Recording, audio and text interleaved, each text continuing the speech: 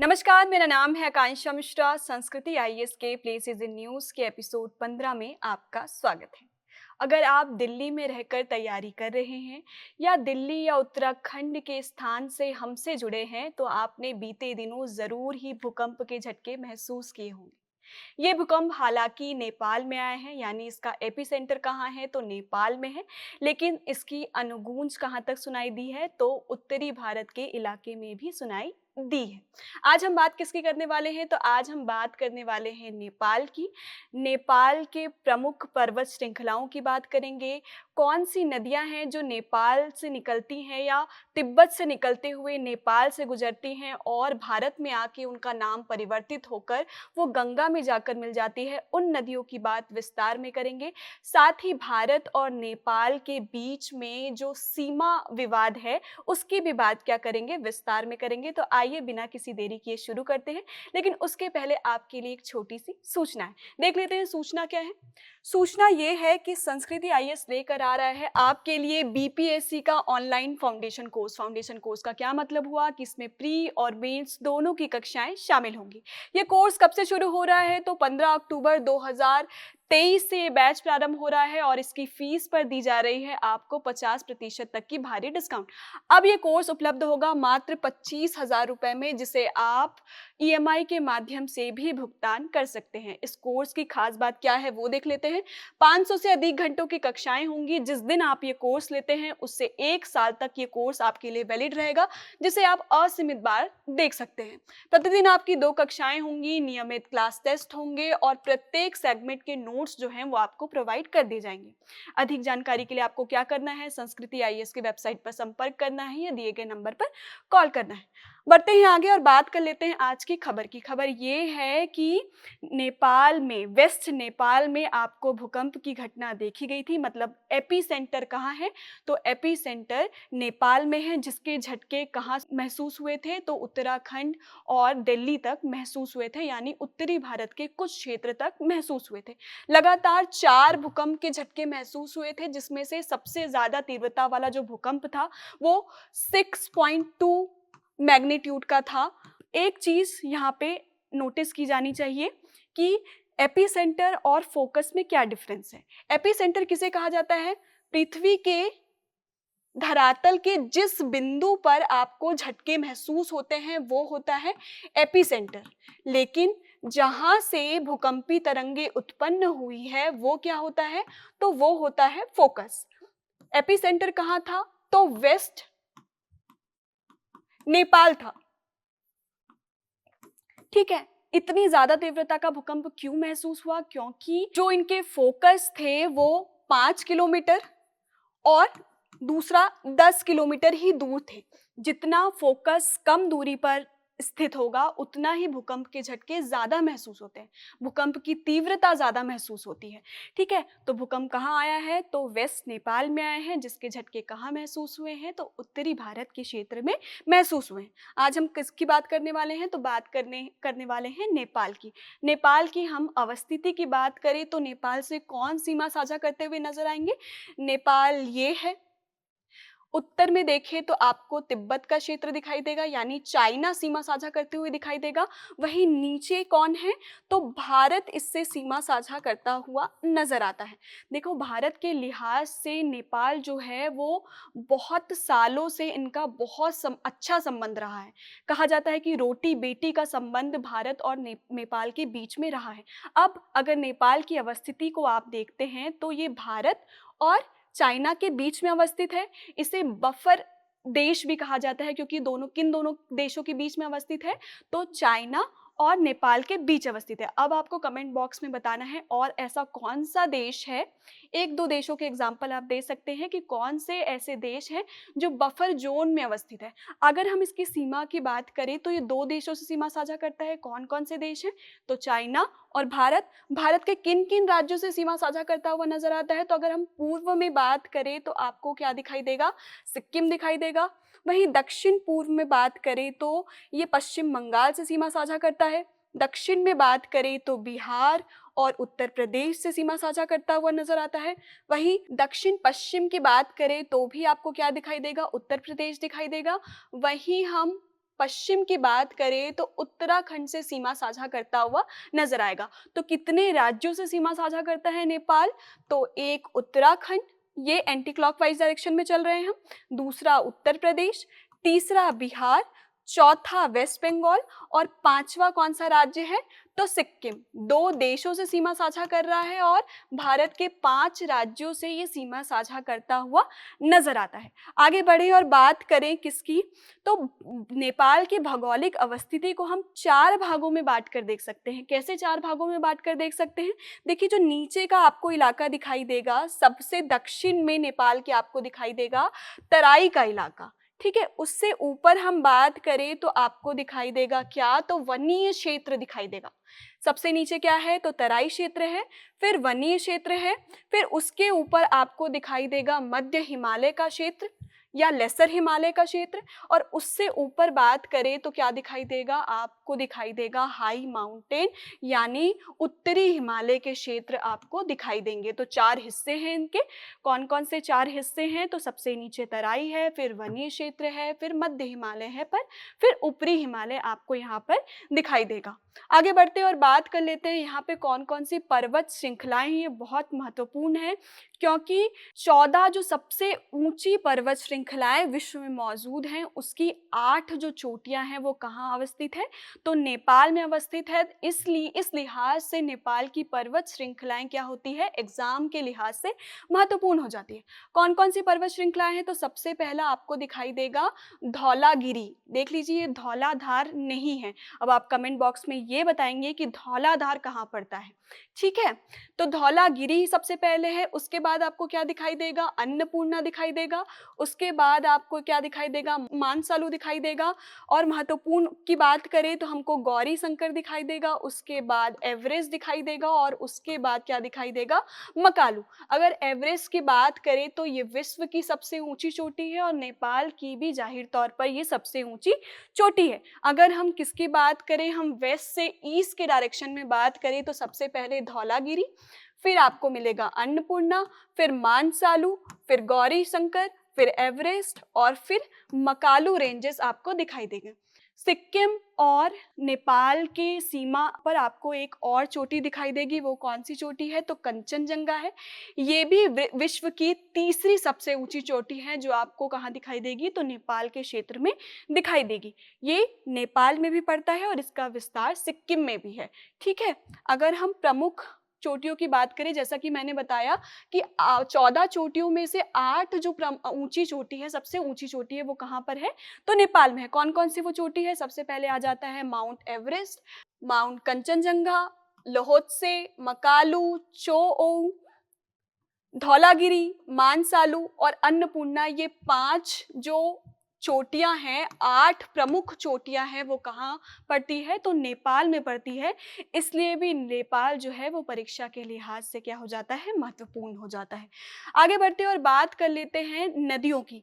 जैसे हमने पर्वत श्रृंखलाएं देखी, ये देखा कि भौगोलिक अवस्थिति कैसी है, कौन कौन से 4 क्षेत्र हैं जिसके आधार पर नेपाल का विभाजन किया जाता है, वैसे ही यहाँ की नदियाँ भी हैं जो किसे विभाजित करती है? तो नेपाल को विभाजित करती है। कौन कौन सी नदियाँ हैं?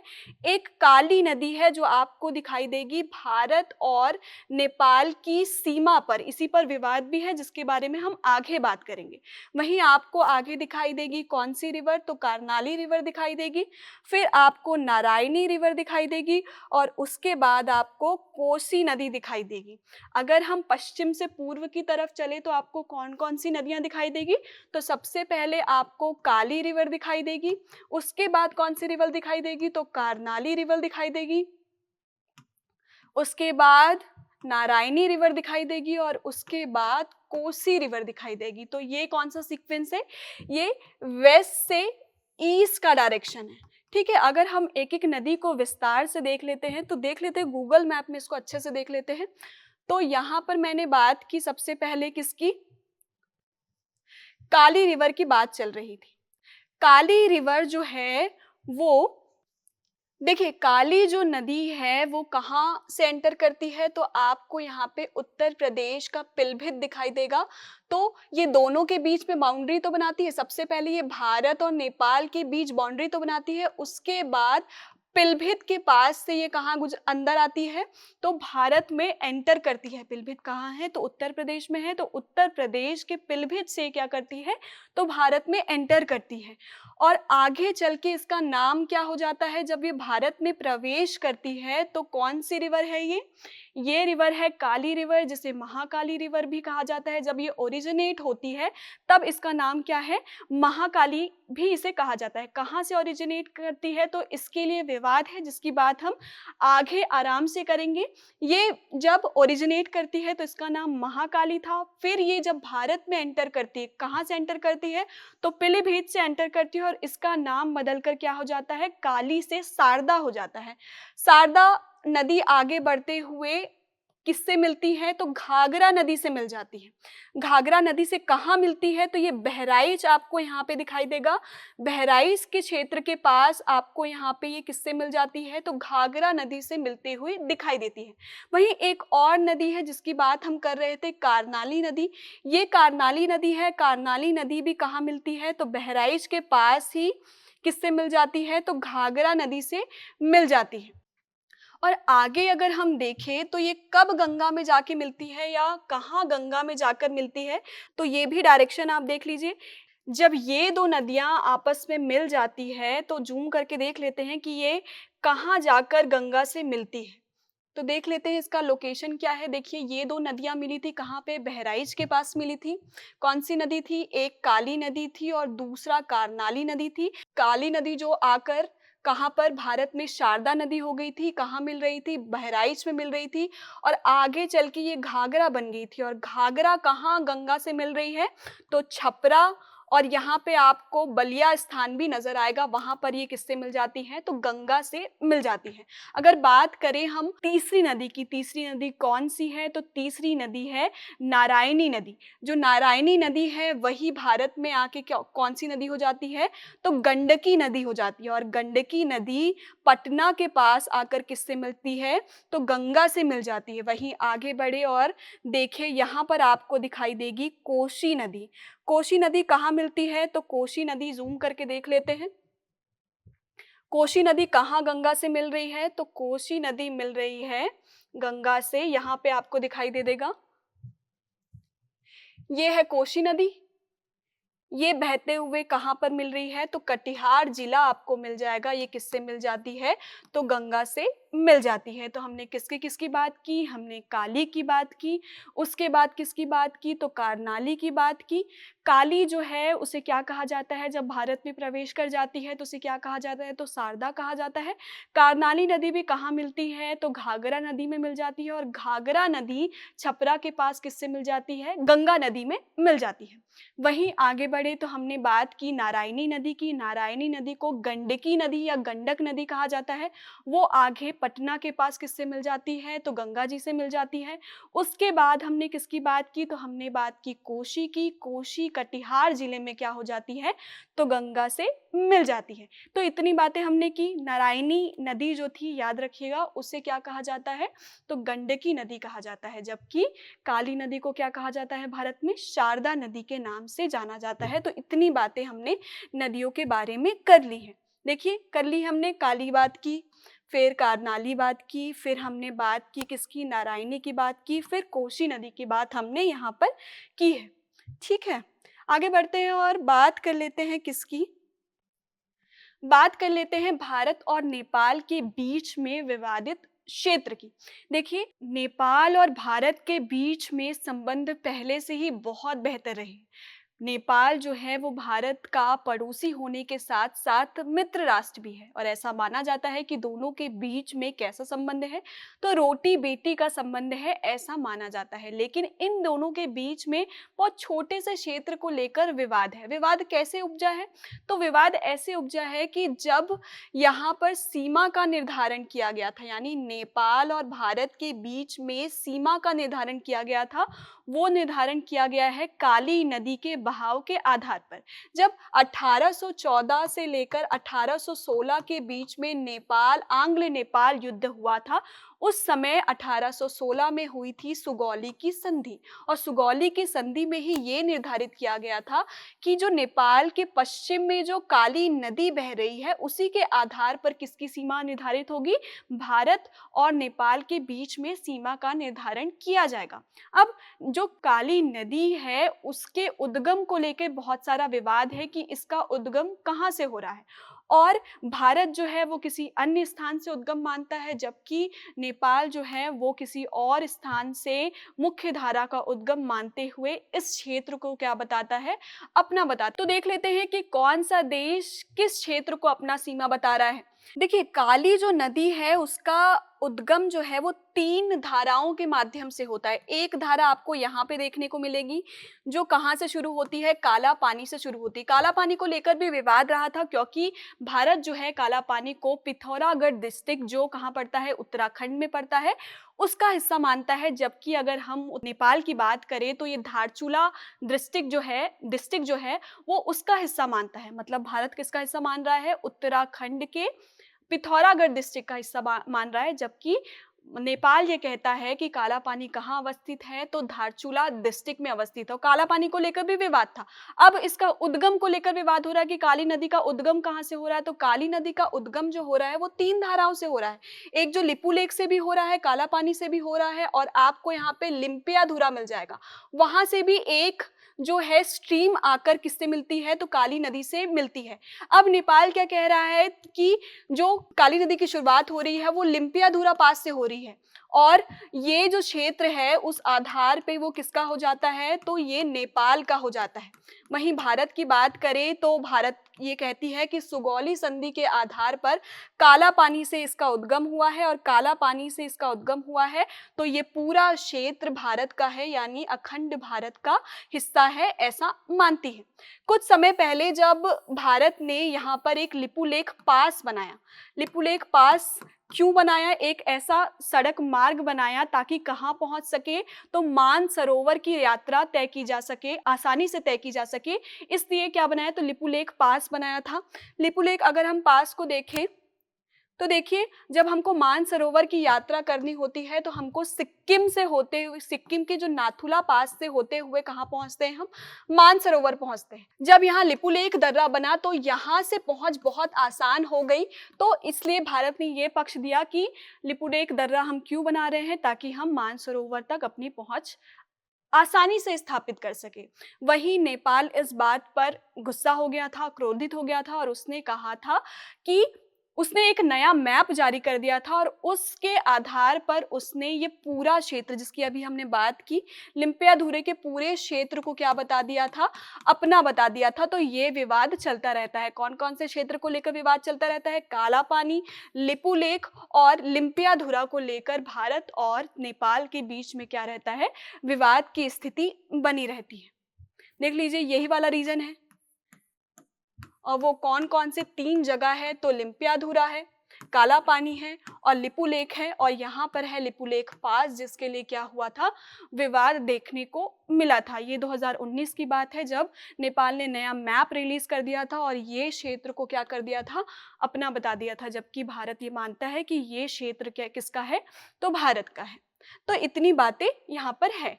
अगर हम बात करें, यहाँ पे सांस्कृतिक जुड़ाव भी बहुत ज़्यादा है भारत और नेपाल के बीच में। किस वजह से है, लुम्बिनी जो एक क्या है, तो विश्व धरोहर स्थल भी है। कब जुड़ा, तो 1997 में इसे विश्व धरोहर स्थल की सूची में शामिल कर दिया गया था। लुम्बिनी में महात्मा बुद्ध जी का जन्म स्थल है, लुम्बिनी में महात्मा बुद्ध का जन्म स्थल है, इसलिए सांस्कृतिक तौर पर ये नेपाल से भी जुड़ा हुआ है और हमसे भी जुड़ा हुआ है। इसके अलावा एक जनकपुर है। अब जनकपुर क्यों सांस्कृतिक लिहाज से भारत के लिए महत्वपूर्ण है, वो आपको कहाँ बताना है, तो वो आपको कमेंट बॉक्स पर बताना है। इसके अलावा आपको काठमांडू के पास में आपको पशुपतिनाथ का मंदिर दिखाई देगा, जो बागमती नदी के पास है, और ये भी हिंदू समुदाय के लिए बहुत पूजनीय स्थल है। है तो ये 3 जगह जो नेपाल की है वो हमारे लिए, हमारी संस्कृति के लिए बहुत ज़्यादा महत्वपूर्ण हो जाते हैं। किसकी बात हमने की है? तो लुम्बिनी की बात की है, जनकपुर जिसका जवाब आपको कहाँ देना है? कमेंट बॉक्स पर देना है। और तीसरे जगह की बात की हमने पशुपतिनाथ की मंदिर की बात की जो बागमती नदी के तट पर है। तो इतनी बातें हमने की हैं। क्या-क्या देखा हमने? पर्वत श्रृंखला देखी, उसकी सीमा देखी, नदियाँ देखी और विवाद देखा। और अब आपके लिए अभ्यास प्रश्न है। अभ्यास प्रश्न में आपको ये तो बताना ही है कि कथन क्यों सही है और इसके साथ-साथ ये भी बताना है कि कथन गलत है तो क्यों गलत है। अभ्यास प्रश्न क्या कह रहा है कि नेपाल के संदर्भ में निम्नलिखित कथनों पर विचार कीजिए। कथन क्या कह रहा है? कथन 1 कह रहा है पशुपतिनाथ मंदिर कर्णाली नदी के किनारे अवस्थित है। वहीं दूसरा कथन कह रहा है शारदा नदी भारत नेपाल के बीच में प्राकृतिक सीमा का निर्माण करती है। वहीं तीसरा कथन कह रहा है काला पानी क्षेत्र पर वर्तमान में नेपाल का नियंत्रण है। ये कथन आपको कह रहे हैं। प्रश्न क्या कह रहा है? निम्नलिखित में से कौन से सही है ये पूछ रहा है। ऑप्शन क्या कह रहा है? केवल 1, केवल 2, 1 और 2 और लास्ट ऑप्शन है 2 और 3। तो आज के लिए बस इतना ही। हमने नेपाल की बात विस्तार में की। अभ्यास प्रश्न दिया है जिसका उत्तर आपको कमेंट बॉक्स पर देना है। कोई टॉपिक से रिलेटेड सुझाव है तो वो भी आप क्या कर सकते हैं? तो कमेंट बॉक्स के माध्यम से हमें बता सकते हैं। तो आज के लिए बस इतना ही। मुझे दीजिए इजाज़त। धन्यवाद।